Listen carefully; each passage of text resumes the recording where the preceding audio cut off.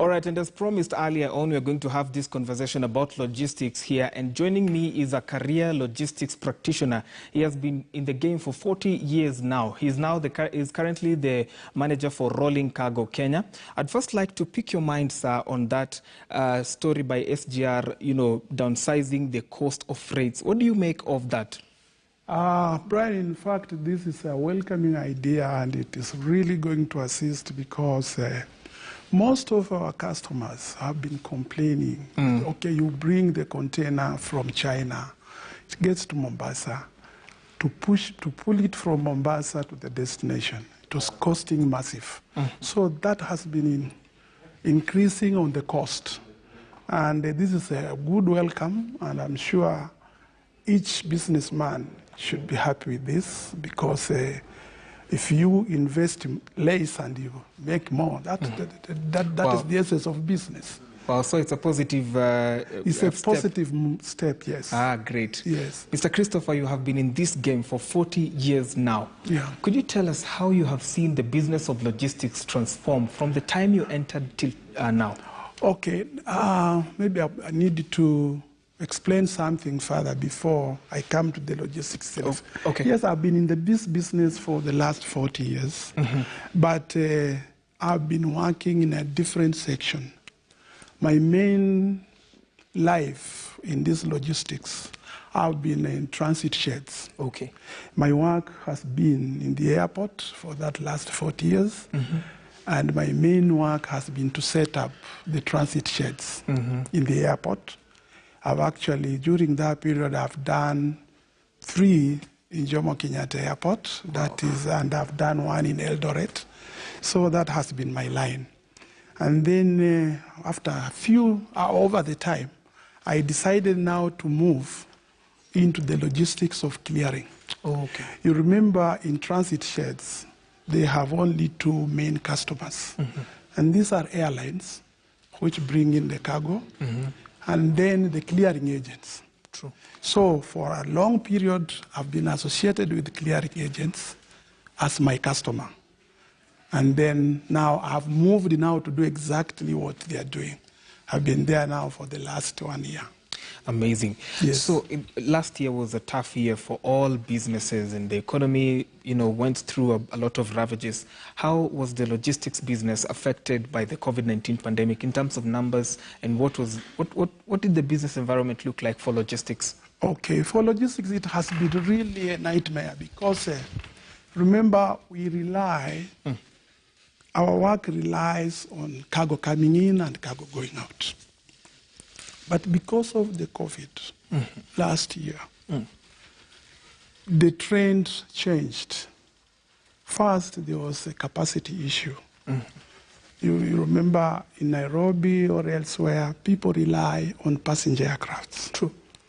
And with the lockdowns in various places, many airlines also pulled out their flights. And therefore, the capacity was adversely affected. Remember, this thing just happened. True. Nobody expected it. So in logistics, you'd find that some of us had already made a commitment to the end user here, that your cargo will be delivered this time. But now with the reduced capacity, it was very difficult for you to conclusively tell your client a cargo will arrive this day.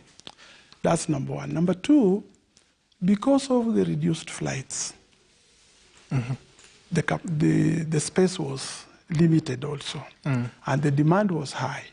And therefore, obviously, the airlines had to review their charges, not because they wanted to punish anybody, but you'd imagine somebody flying a freighter from here to China to pick cargo. And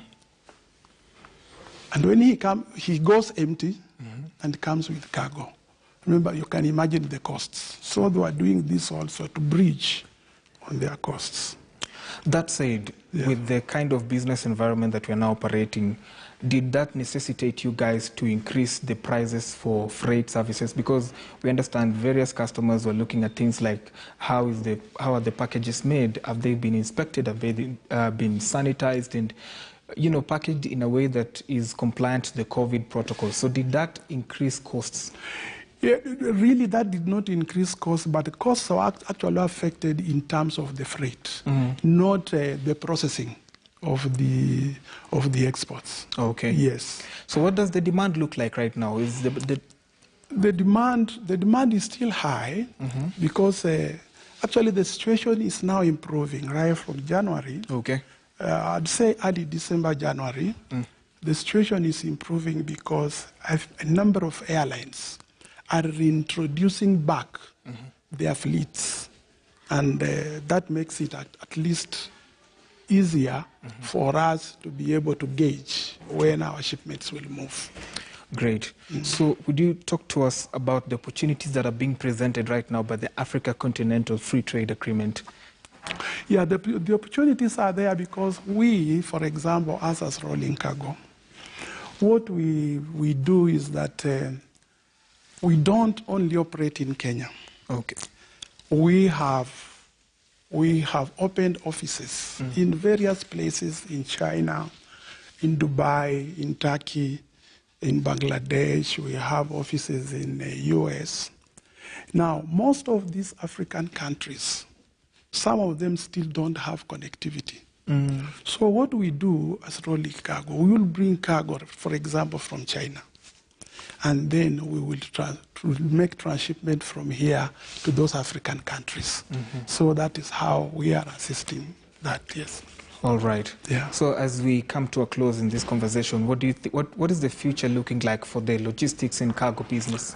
Yeah, the future is bright. The future is bright because if you compare what's happening today and what was happening last year, you would see a growth. There is some growth. Yeah.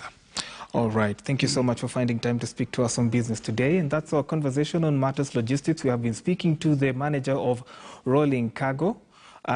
We want to now take a short break, but when we come back, BBC Money Daily will be on air. You're watching Business Today. Do stay with us.